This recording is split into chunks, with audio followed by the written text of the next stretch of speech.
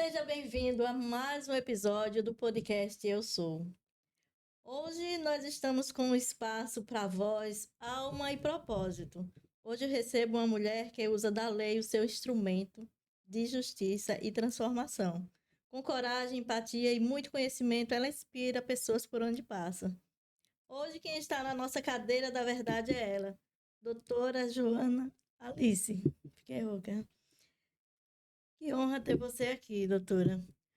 E hoje a gente quer saber um pouquinho de quem é Joana Alice. Vamos deixar a doutora para o segundo bloco, porque a gente sabe que você é envolvida em projetos sociais e tem uma alma tão nobre. E a gente quer saber quem é Joana Andrade.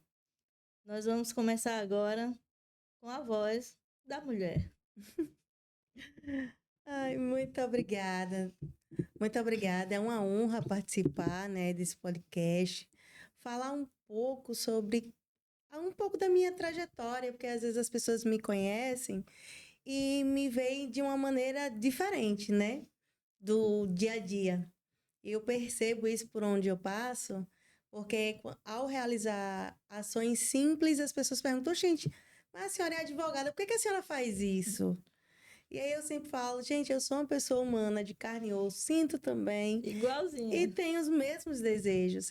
Então, será interessante, será proveitoso falar um pouquinho sobre a minha pessoa. Doutora Joana, por trás da beca, da toga. Quem é essa mulher com esse sorriso tão lindo que deixa todo mundo com essa essência, né? Por onde passa. Eu conheci você lá no programa do Tchan e foi uma surpresa, né? E a gente apronta muito ali dentro, né, minha?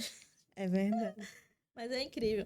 Eu quero saber hoje, realmente, eu não, todos que estão nos assistindo, querem saber um pouco quem é Joana, a sua infância, como foi a sua infância, quem é sua mãe, essa responsável por essa mulher tão nobre. E fale, pode falar, fale tudo, a voz é sua. Não, eu me considero uma mulher determinada, bastante determinada, batalhadora. Do primeiro casamento do meu pai eu tive 2 irmãos e do segundo agora mais 2. Fui criada pelo meu pai desde os 4 anos de idade, com o qual sempre agregou valores, né? Valores, né? E com 8 anos eu tive a honra e o prazer de conhecer a minha madrasta, que hoje para mim é a minha mãe, minha segunda mãe. Eu tenho muito orgulho porque foi ela que me ensinou lições básicas da vida, juntamente com o meu pai. Valores, que é importantíssimo. E me mostrou o quanto é importante você se ver no olhar do outro, sabe? Então, hoje eu percebo que eu sou uma mulher muito determinada e batalhadora, porque eu sempre tive muito medo. Eu acho que com o afastamento da minha mãe e ser criada pelo meu pai, eu sempre fui muito apreensiva com algumas coisas. Dá um medo do julgamento, né? Dá muito. E aí, quando minha madrasta veio, ela somou junto comigo e ela disse: você pode ir até onde você quiser ir, desde que saiba entrar e sair de qualquer lugar. Que madrasta linda, viu? Ela para mim é minha mãe, né? Eu amo ela, eu a amo incondicionalmente. Ela sabe disso, do amor que eu tenho por ela, pelos meus irmãos que ela me presenteou. E quando eu fiz a minha primeira graduação, eu fui na área de pedagogia. Sempre gostei de transmitir conhecimento, que eu acho que quando você transfere saberes, você aprende mais. A gente ainda está na infância, na adolescência, né? Daqui a pouco a gente vai para a doutora, viu? Não conte tudo agora não, que tem o segundo bloco.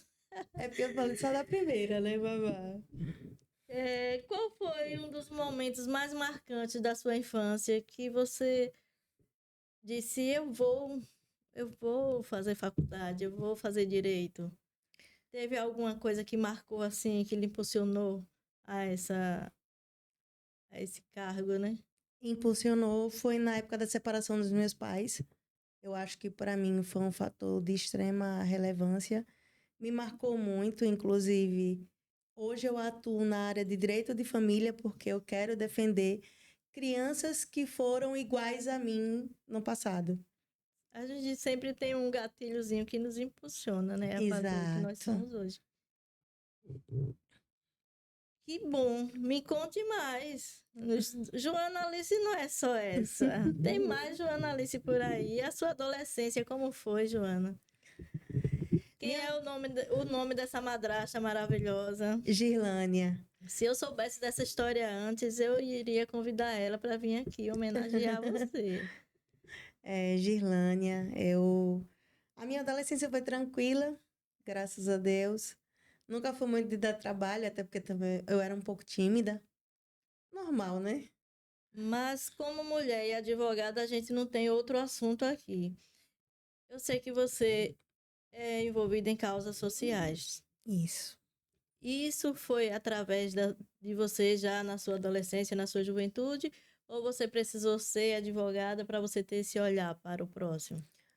Meu pai sempre me ensinou, né, a ter um olhar diferenciado para o próximo, porque eu lembro que quando eu era criança, no Dia das Crianças, meu pai comprava aqueles brinquedos, fardos de brinquedo, ia parando no sinal e a gente ia dando brinquedo Já lhe para ensinou a ser crianças. generosa de lá de trás, Exatamente, né? porque ele sempre dizia que a gente tinha que partilhar. Ele dizia, minha filha, olha, você tem que ter duas coisas, uma religião e amar o próximo. Porque foi Deus que ensinou a amar o próximo. Acabou. Essencial. Então, o resto você vai correr atrás, estude. Porque a gente que vem de uma origem humilde, a gente só vence na vida estudando, né? E o que eu puder passar para você, eu vou passar. Ele ensinou para você o básico e necessário. Religião, que é amar a Deus sobre todas as coisas. E amar ao próximo como a ti mesmo, é o segundo mandamento, né? É verdade. Então, ele ensinou o essencial. Olha aí o que deu. É Uma verdade. doutora para lá de especial, viu? Deixa eu ver aqui, porque tem muitas perguntas e a gente vai acabar aqui. Teve algum momento que você pensou em desistir? Teve. Teve um E o que momento. te fez continuar? O momento que eu pensei em desistir da faculdade de Direito foi no início, porque foi quando eu minha mãe descobriu um câncer e foi muito agressivo porque já estava com metástase e ela precisava de suporte. E como meu pai me ensinou a amar e a respeitá-la do jeito que ela era, independente, que ele sempre dizia que o problema deles era deles, a gente, eu me dediquei a ajudar a minha mãe durante esse período. E para mim ficou muito cansativo, porque eu tinha trabalho para conciliar, faculdade para conciliar e minha mãe para conciliar. Então, às vezes, gerava um imbróglio tão grande que eu pensei em desistir da faculdade, mas eu tive um professor que segurou na minha mão e disse: você vai até o final. Tem uma base, né? Um suporte ali. Ele disse: você não pode desistir porque você é uma das melhores alunas e se você desistir agora, você não volta mais. E você tem um brilho no olhar. E você precisa seguir adiante. Então, aí eu fui seguindo adiante. Quanta gente importante nessa caminhada da doutora, viu? Quem é Joana quando ninguém está olhando? Quando ninguém está vendo? Na simplicidade desse sorriso em casa. Em casa, sou uma pessoa muito tranquila. Eu gosto de ficar em silêncio, assistir documentário, ler livro, me conectar comigo mesma, sabe? Porque como eu passo o dia inteiro falando com as pessoas, brincando com as pessoas, dando atenção, chega uma hora que cansa, né?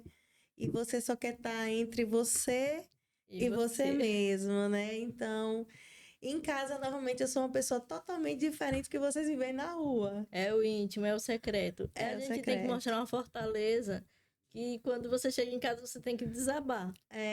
Eu sempre digo que em casa eu sou aquela menina coada. Fica ali quietinha, só quer estar reclusa, só quer estar na paz. Às vezes eu tô em casa e as pessoas querem fazer chamada de vídeo. Eu digo, não, pelo amor de Deus, eu tô toda desmontada aqui. Porque a gente aproveita o nosso momento, né? É verdade. O íntimo e o secreto nosso é só nosso. É só nosso. Nosso é eu e Deus, né? É. Sempre Deus em primeiro lugar na nossa vida para ter essa força e esse Sempre. sorriso diante das pessoas. Que a gente não é sempre assim, né? São É tantos verdade. problemas atrás das câmeras para a gente dar conta. Qual foi o momento marcante da sua trajetória profissional que você se sentiu, estou no caminho certo? Um momento muito importante, eu até me emociono, tá? Para falar, porque foi quando eu peguei um caso de 2 crianças que elas sofriam maus tratos da mãe.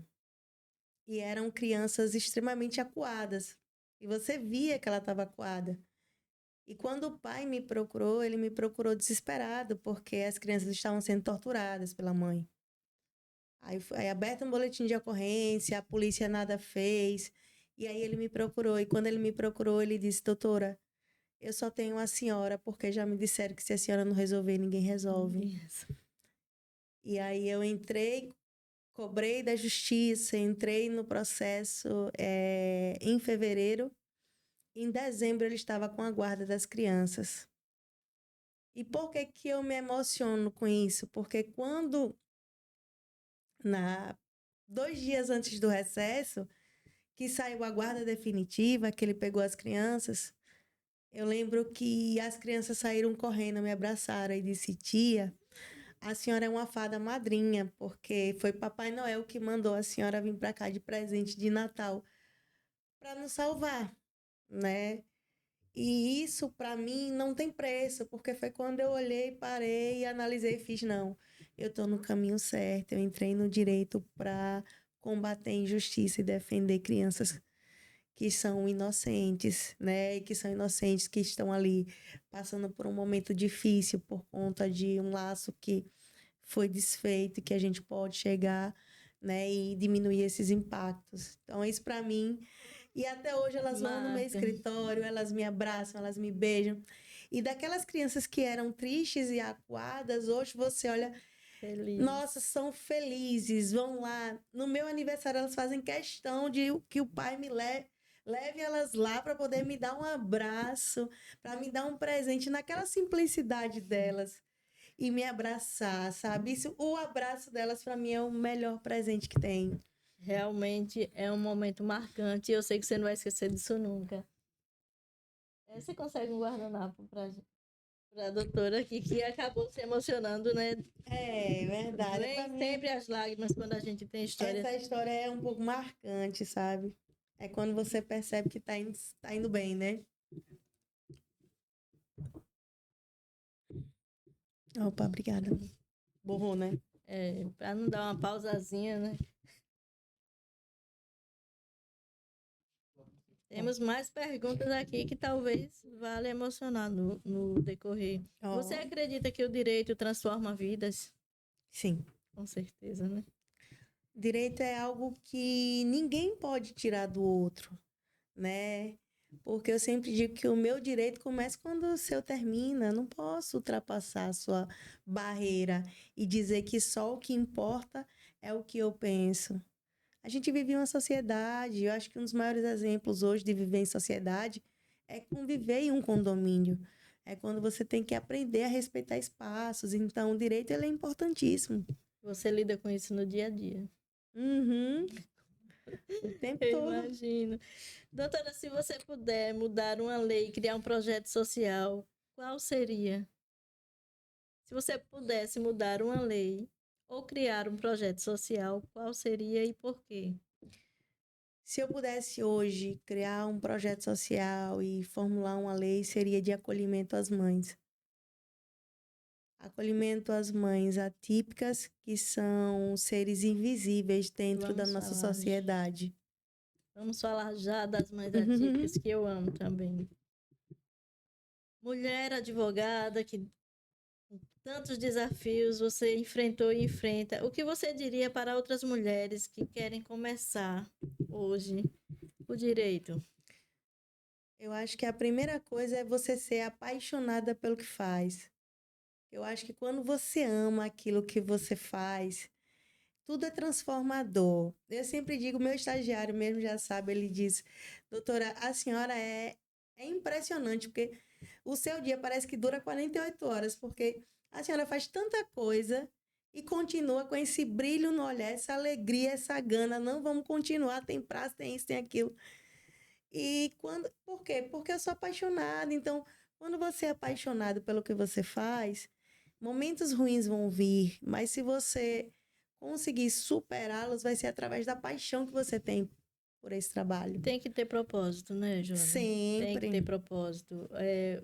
O cargo só acontece de verdade quando tem propósito. É Exato. por isso que existe essa leveza. Você faz tantas coisas e se mostra nessa leveza toda porque você trabalha com propósito. Você tem um objetivo para resolver cada problema. Sempre. Eu sempre digo que... Tem uma frase que eu sempre digo, né? Sem advogado não há justiça e sem justiça não há Estado democrático de direito. O financeiro, ele vem em segundo plano quando a gente tem propósito. Sempre. Você primeiro entrega para depois receber. Eu digo, acontece isso comigo, né? E a gente trabalha, o pessoal vê assim, a gente vai para lá, corre para cá. Minhas próprias filhas, elas dizem, eu não sei como a senhora consegue fazer tanta coisa. E para mim é tudo tão fácil, tão leve, sabe? Eu resolvo um problema assim com tanta simplicidade. Eu digo, minha filha, para mim não é tão pesado assim. A gente cansa à noite, quando eu chego em casa, cheguei em casa, cansei. Aí eu percebo que eu preciso descansar. Mas enquanto eu tô na ativa, na rua, é tudo perfeito. Eu digo, eu trabalho na velocidade da luz. Vamos dar uma paradinha para falar dos nossos patrocinadores que estão chegando, viu? E você, se quiser patrocinar e trazer a sua marca para o Eu Sou, Vaneide Neta, você pode estar ligando para a gente. O telefone vai estar lá no nosso Instagram. Sigam o podcast Eu Sou Vaneide Neta. E você vai poder saber como a sua marca vai aparecer aqui na nossa tela. Vamos ver quem chegou hoje. André Ribeiro, Engenharia Estrutural. Próxima semana a gente vai trazer a Andréa para falar mais sobre André Ribeiro, que é material de construção. Projetamos segurança, construímos confiança. Andréa, ela é um exemplo de mulher também na construção civil. E ela vai falar tudo aqui também na nossa bancada em breve. E o outro é Alex Premoldados, concretizando sonhos com o concreto, com pré-moldados. São empresas lá da Barra dos Coqueiros, onde atende todo aquele pessoal. E você que quer fazer construção, seus prédios, na maior qualidade, é aqui, com Alex Premoldados. Doutora, vamos para o nosso segundo bloco. Vamos. Tá tranquila, né, gente? Tô falando demais não, né? Nós vamos falar agora da doutora Joana. Fiz uma listinha aqui porque o pessoal também pergunte isso, só que a gente for botar tudo que se pode perguntar. É verdade, é muita coisa, né? Hoje é a apresentação da doutora. Já começou? Continua, né? Hoje é a apresentação da doutora. A gente vai deixar todos os contatos e a partir do momento que alguém precisar dos serviços, é só entrar no nosso Instagram e tem todas as informações. Especialista em direito sistêmico, constelação familiar, militante de direitos das pessoas com TEA. Exato. TEA é transtorno espectro autista, para quem não sabe. E a doutora aí, com essa alma generosa, ela é especialista em direito de família e direito do espectro autista. Isso. Vai falar um pouco para a gente, viu? O que motivou a senhora a se tornar uma militante dos direitos das pessoas com TEA? Vamos trazer logo esse assunto, porque é um assunto que me motiva, que eu gosto muito. Trabalho com neurologista, com esse pessoal, e esse assunto muito me interessa. E tenho certeza que também interessa ao nosso telespectador. É interessante porque começou em 2014, quando eu era professora. E quando eu vi que a inclusão era excludente dentro do âmbito educacional, eu comecei já dentro da escola a lutar pela inclusão de fato, né? Deixar aquela inclusão excludente, porque é muito fácil o pai e a mãe deixar o filho na escola, né? Deixa com aquela garantia achando que vai ter seus direitos assegurados e na verdade não tem, né? É bem diferente. Exatamente. E aí eu sempre vinha brigando. E foi quando eu fiz a minha faculdade de Direito. Tive meu sobrinho. Hoje ele tem 9 anos de idade, se chama Pedro, e ele é autista severo. Então, hoje uma das minhas maiores motivações de vida é ver o direito de Pedro ser assegurado e garantido, não só para ele, mas para todas as pessoas com TEA. Eu sempre digo que Pedro é o meu amor incondicional. Então, como lá no escritório as pessoas falam, né? Eu sou a briguenta quando é no assunto da pessoa com Direito. TEA. Isso é bom a gente ter uma pessoa que defenda esses direitos, porque mesmo tendo tantos apoiadores, né, em rede social, a gente sente essa dificuldade, porque eu trabalho com neurologista, eu trabalho na clínica com neurologista, e a gente vê a dificuldade das mães. Tem mães que são totalmente leigas, não sabem onde ir atrás de nada. Exato. Tem umas que nem têm certeza se o filho é autista, que ela ainda não conseguiu ter esse diagnóstico. Falta de informação. Exato. Mesmo com tanta informação, falta informação para essas pessoas. E graças a Deus nós temos advogada como a doutora Joana, que se inteira desse assunto para defender essas questões. E se você puder compartilhar esse assunto para sua vizinha, para pessoas que tenham pessoas autistas na família, né? É interessante. Você tá salvando vidas, tá levando amor ao próximo e ajudando a gente a levar essa informação mais longe. É verdade. O direito sistêmico e a constelação familiar podem contribuir à solução de conflitos jurídicos. Então, A pergunta ficou meia... é porque o direito sistêmico, dentro da constelação familiar, ele convida a pessoa que está participando a enxergar além do processo. Por que eu falo enxergar além do processo? Eu sou apaixonada pela constelação familiar.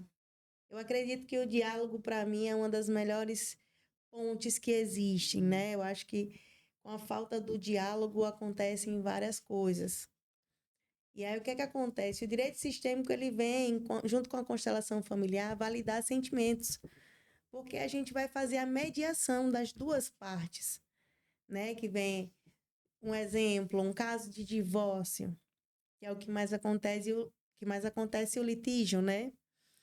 A gente pega o cônjuge, um dos cônjuges, seria o requerente, conversa, valida aquele sentimento da pessoa, chega para a parte requerida, conversa com ela, valida o sentimento, pontua cada um, os pontos principais. Depois a gente marca outra mediação, se for o caso de um por um novamente, ou os dois juntos, para que a gente possa resolver esse conflito. Porque muitas vezes o divórcio ele está atrelado a um infante que precisa do pai e da mãe, né?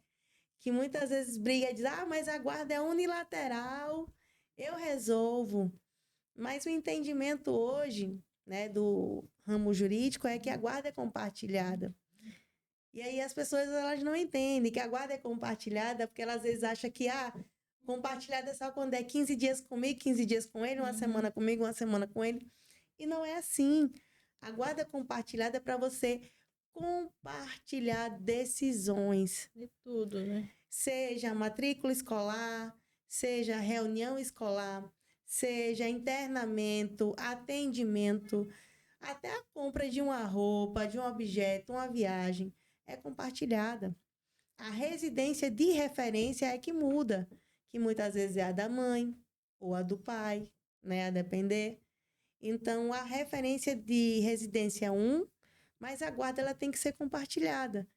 Porque uma criança ela não é um bebê reborn, né, como a gente fala. Né? Ela tem sentimentos e sensações e a gente tem que validar esses sentimentos e sensações também. E às vezes esses divórcios são por motivos tão fúteis que eles não pensam nas crianças, né, que vão sofrer a separação e essa parte Sim, do compartilhamento que nunca acontece como deveria ser feito. exatamente. Então é aí que entra a doutora para resolver esses conflitos também. Por isso que o direito sistêmico e a constelação familiar é importante. Ela é uma mediação. Lá vai outra aqui. Quais são os principais desafios enfrentados pelas famílias de pessoas com TEA na busca por direitos?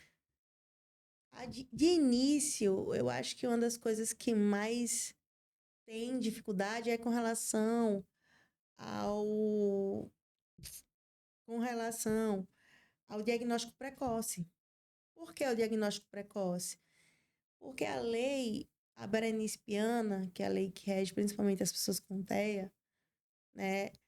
Ela fala sobre diagnóstico precoce, mas como é que esse pai e essa mãe vai conseguir o diagnóstico precoce se falta políticas públicas? Vai num posto de saúde e você não tem um neuro para atender, não tem um psiquiatra infantil, né? Aí tem que se humilhar numa fila do CAPES ou de algum outro órgão e vai filas que demoram anos. Não é um assunto facilitado, né? Não é. Então a gente precisa. Hoje, uma das maiores dificuldades, além do diagnóstico, que varia entre o diagnóstico precoce, é a falta de políticas públicas. A gente percebe isso no nosso sistema, né? Quantas mães, coitadas, vão para essas casas de apoio que são mantidas pelo Estado ou pelo município atrás de atendimento multidisciplinar e não consegue, que passa anos na fila, que tenta por força judicial, mas não tem vaga. Então, e a única coisa que aquela mãezinha quer é que seu filho se desenvolva, porque ela não tem o mesmo aparato de uma pessoa que tem um poder aquisitivo alto. Que a gente sabe que o autismo vivido em uma comunidade pobre é totalmente diferente do autismo vivido, né, em uma comunidade de classe média alta. Então, falta essa questão. Se você tivesse um pedido para fazer hoje Hum. aos responsáveis por essas políticas públicas que a gente precisa, qual seria esse pedido, doutora?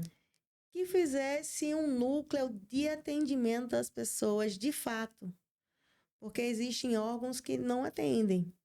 Dizem que atende, mas não atende porque a demanda é pequena, porque eles não investem em profissionais. E quando procuram profissionais, querem pagar preço de banana. E quando você é competente, você não vai se rebaixar para você caber ali naquele espaço. Quando você tem a sua competência, você vai aceitar e você vai para o lugar onde você acha que deve ir. Então, eu acredito que os governantes deveriam sim implementar núcleos de atendimento às pessoas com TEA e ter um olhar diferenciado à mãe. Que hoje a mãe, pra gente, eu sempre falo que é a mãe que é invisível. Precisa de um acolhimento. Precisa de um acolhimento, porque ela também precisa ser cuidada. E muitas vezes não tem uma rede de apoio. Eu trabalho em uma clínica que trabalho, vírgula, eu tenho uma sala em uma clínica que atende pessoas autistas. Sim. E eu sempre vejo as mães lá com os filhos, né, naquela luta. E eu paro sempre para conversar com ela. É tipo uma palestra. E é tanto conhecimento que a gente troca que elas não sabem. E eu passo aquela informação que eu digo, se tivesse um projeto que realmente acolhesse as mães atípicas, quão bom seria. Porque a gente cuidando das mães, a gente teria certeza que as crianças estariam também no mesmo contexto. Com toda certeza, porque hoje já é estatística. Hoje, 70% dos suicídios são de mães atípicas, que não têm uma rede de apoio, que se vê só, que muitas vezes a família não ajuda porque não compreende, né, que o autismo é uma questão neurológica, né? O companheiro que muitas vezes deixa a companheira porque não sabe lidar com o filho, porque acha que é uma frase que eu odeio, que é lidar com louco, né? Não quero lidar com louco. Então, existem vários fatores. E essa informação sobre as informações que as mães precisam ter, é importante que as pessoas trabalhem isso. Eu tenho ideias e eu boto lá na clínica Botem na tela, na televisão lá para elas assistirem exemplos. Porque eu tenho vários exemplos aqui no meu celular, mas eu queria botar lá na tela. Então, não sou eu a responsável pelo setor, Sim, mas eu fico dando as ideias. A gente já implementou lá um cantinho com brinquedos, com tapete, para que eles tenham. Porque a mãe fica naquela luta, né? Querendo segurar, é, não derruba tudo.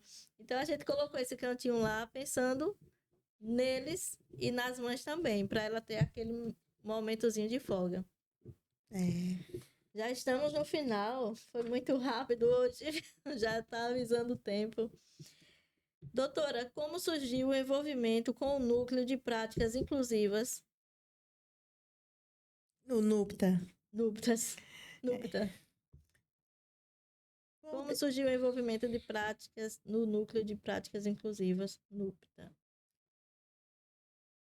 surgiu através do desejo acadêmico de transformação social, porque a gente é um transformador. Você transforma vidas onde você atende. Sim, Então, eu também sou um agente transformador, todos nós somos. Então, por que não juntar o conhecimento científico, né, junto com a vivência? Porque quando você pega a vivência e o conhecimento, você consegue multiplicar saberes e informações e assim, de fato, minimizar alguns impactos sociais. Não vou dizer que a gente vai ser o salvador da pátria, quem dera. mas podemos sim minimizar através de orientações. Qual a importância de humanizar o direito, especialmente no contexto eleitoral sistêmico? Pronto. De forma gradual, né, eu sempre digo que a gente consegue fazer essa junção, porque eu olho para você enquanto pessoa. Eu não vou olhar para você como se fosse um título de eleitor. Porque se eu fosse olhar como um título de eleitor, eu ia contar como se fosse uma cabeça. Ia contar como se Verdade. fosse um animal, né? Então, essa junção é para olhar o cidadão, a pessoa, olhar com olhos de ver o que é que precisa e ver onde é que se pode melhorar. Então, quando você trata aquela pessoa não como um título de eleitor, pelo amor de Deus, mas como você trata como um ser humano. Quem é que não gosta de ser respeitado? Quem é que não gosta de ser visto pelo que é? Todos nós. Né? Então, esse é um dos mecanismos que veio justamente para humanizar e para que se entenda que cada pessoa tem a sua singularidade, ela tem que ser atendida dentro da sua singularidade, respeitando cada passinho daquela pessoa. Maravilha. Qual o conselho que a senhora daria para jovens advogados que queiram atuar com propósito e impacto social? Então, eu sempre digo que buscar sempre o amor ao trabalho e ter um propósito. Porque quando você quer chegar adiante, você tem que projetar, né? Eu sempre digo que na minha mente tem um monte de coisa, um monte de borboletas. Com propósito é mais fácil. Tem um monte de borboletas fervilhando para que dê passos. Eu sempre digo que são passos de formiguinha para que se chegue adiante. É incrível que quando a gente tem propósito, a nossa mente não para. É um projeto a cada dia, né? É, Quem não entende, diz, louca, né? Todo dia um propósito diferente, todo dia um projeto diferente. Mas tudo isso está dentro de nós. A gente não claro, consegue mudar porque a gente está no mundo cumprindo propósito. E se o propósito é ajudar pessoas, a gente vai estar o tempo todo com projetos de ajudar pessoas. exatamente. Então, você tem que ter empatia. A jovem advocacia tem que ter empatia, né? Tem que ter empatia e coragem. Não adianta só ter empatia, tem que ter coragem de seguir adiante, lutar e seguir firme dentro do propósito. Empatia é um dos pilares principais, não só no âmbito pessoal, mas no profissional, porque você só vai ser um bom profissional se você tiver empatia. Se você Claro, atender no automático, não funciona. Eu tenho andado muito por aí e eu vejo atendimento automático é horrível. É péssimo. horrível. Nem satisfaz você, nem o cliente, né? Então não acontece nada ali. É E quem verdade. perde com isso? O patrão. O o patrão que não investe em treinamento. É verdade. Eu trabalho com treinamento também, viu? Quando vocês quiserem aí aprender uma técnica de humanização, a gente tem isso também. Que bom. Doutora, que entrevista maravilhosa. Quanta informação.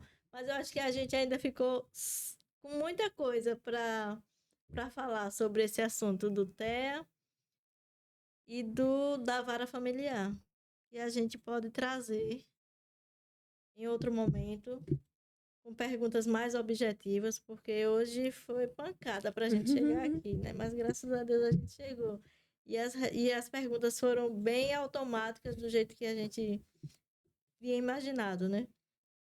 Mas eu quero trazer a senhora aqui de novo para a senhora deixar mais claro sobre esse acolhimento das mães atípicas. Inclusive, eu tenho mães atípicas, eu tenho um grupo com mães atípicas e a gente discute muito isso. Eu mando informação, eu mando vídeo. Quando eu vejo alguma coisa que possa agregar na vida das crianças e dela própria, eu estou mandando, estou enviando. Essa preocupação notória para nós, né? Eu faço parte de uma instituição, né, chamada Instituto Dona Branca, que a gente faz esse trabalho. A gente passa informação e fornece alguns atendimentos que são a carência do estado e do município, né? Alguns profissionais que não tem, você não acha em posto de saúde. E a gente tem alguns profissionais, então a gente roda, hoje a gente está rodando o município de Aracaju com esses atendimentos, não só as mães atípicas, mas as crianças também, com atendimentos clínicos, palestras sobre noções de direito, né? O que é que se pode, o que é que não pode fazer e outros atendimentos. E a proposta é que esse projeto ele se expanda pelo estado, né? Ele vai se expandir. Ele tem que expandir pelo estado porque eu já rodei alguns municípios, inclusive, dando essas palestras, e a gente percebe a necessidade de pessoas que mandam mensagem para mim, perguntam uma coisa, perguntam outra. Então, eu sempre digo que eu sou muito grata ao Instituto Dona Branca por me chamar para fazer parte, né? Porque eu sou voluntária lá. Sou voluntária para atender as pessoas e eu atendo cada uma de maneira leve, sucinta, independente da classe social, porque o importante para a gente é passar conhecimento e diminuir um pouco dos impactos sociais. Deixe umas informações desse projeto Dona Branca, porque Certo. quem assistiu o podcast e quiser compartilhar, é uma porta aberta, né? É autoajuda. Tudo que é autoajuda para o próximo, nós estamos envolvidos. Nós queremos fazer isso, a gente quer participar. Porque eu trabalho, como eu disse, com um neurologista e a gente vê a situação das pessoas. Sem falar que a consulta está muito cara, né? Caríssima. Eu queria ter um projeto para a gente conseguir baixar essas consultas. Eu tenho uma clínica de amigos meus que está bem baixo a consulta. Inclusive está cheia, né? A agenda cheia, mas a gente consegue encaixar. Então, se alguém tiver dificuldade em questão de preço, pode entrar em contato com o nosso número que está sempre no nosso Instagram e a gente consegue direcionar. Eu quero agradecer a você, quanto pessoa, amiga, profissional que você é, por ter aceitado vir aqui nos dar essas informações tão importantes para a nossa sociedade, para a parte mais vulnerável também, que precisa saber que tem um advogado à disposição, que pode resolver esses problemas, esses direitos, né? Tanto do autista, tanto de vara familiar. É muito importante. O que você achou do nosso podcast, desse bate-papo, dessa conversa tão leve? Eu amei porque falar sobre direito, né? Dignidade da pessoa humana, diria isso, dignidade da pessoa humana, né? Sim. Eu acho que é um dos princípios mais bonitos que a gente tem na nossa Constituição. Então, hoje, para mim, foi um bate-papo falando sobre a dignidade da pessoa humana. E como eu sou apaixonada, eu acho que eu sou meio suspeita, inclusive, para falar, né? Então, para mim é maravilhoso, é prazeroso. Se me chamava mais vezes, viu? Porque para falar sobre o meu trabalho eu Gente, amo. eu amo essa leveza. Eu ficaria aqui horas e horas conversando com a doutora Joana, porque ela nos traz essa paz, realmente. Mas a gente tem um horário a cumprir. Eu quero dizer que esse podcast, Eu Sou, é propósito. É tudo para a honra e glória do nosso Deus. O propósito é um só: ajudar pessoas, levar informação precisa e necessária para as vidas e trazer a essência divina para o nosso estúdio, para o nosso meio, porque aqui é isso aqui. Eu quero lhe agradecer mais uma vez, dizer que foi maravilhoso o nosso papo. Foi leve, uma essência linda. Você é maravilhosa, você é Obrigada. leve, você tem um sorriso que acalma, tem uma voz que acalma, mas ela apronta todas lá no Garoto do Tchan, viu? E para você que nos ouviu até aqui, não esqueça que você também é o protagonista da sua história. Eu sou Vaneide Neta, e você, quem é?